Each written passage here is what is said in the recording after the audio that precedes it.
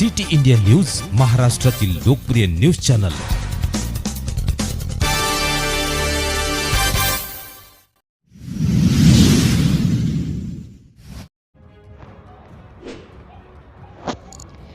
गजा मारणे पोलीस स्टेशनला हजर, पोलिसांनी भाईला बसवलं जमिनीवर।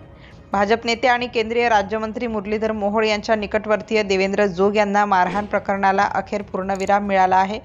कुख्यात गुंड गजा मारणे हा पोलिसांसमोर हजर झाला आहे। मारणे स्वतः कोथरूड पोलीस स्टेशनला हजर झाला आहे।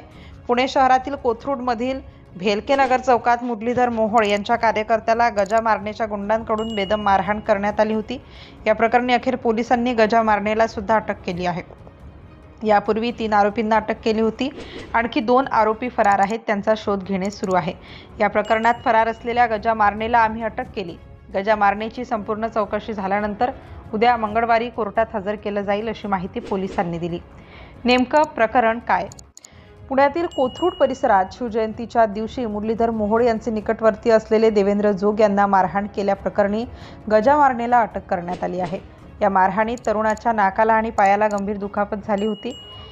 या प्रकरणी 3 आरोपींना अटक करण्यात आली होती। ओम तीर्थनाथ धर्मजिज्ञासू वय 35 शिंदे चाळ, संजय चौक शास्त्रीनगर कोथरूड, किरण कोंडिबा पडवळ वय 31 शेख चाळ शास्त्रीनगर कोथरूड आणि अमोल विनायक तापकीर वय 35 वर्ष राहणार लालबहादूर शास्त्री कॉलनी शास्त्रीनगर कोथरूड अशी त्यांची नावे आहेत। या मारहाण प्रकरणी केंद्रीय हवाई राज्यमंत्री मुरलीधर मोहोळ यांनी पत्रकार परिषद घेऊन पुणे पोलीस आयुक्तांवरती नाराजी दर्शवित गंभीर टीका केली होती। त्यानंतर पोलिसांच्या तपासाला वेग आला। अखेरीस पंटरच्या पराक्रमामुळे गजाला पोलीस स्टेशनला हजर व्हावं लागलं।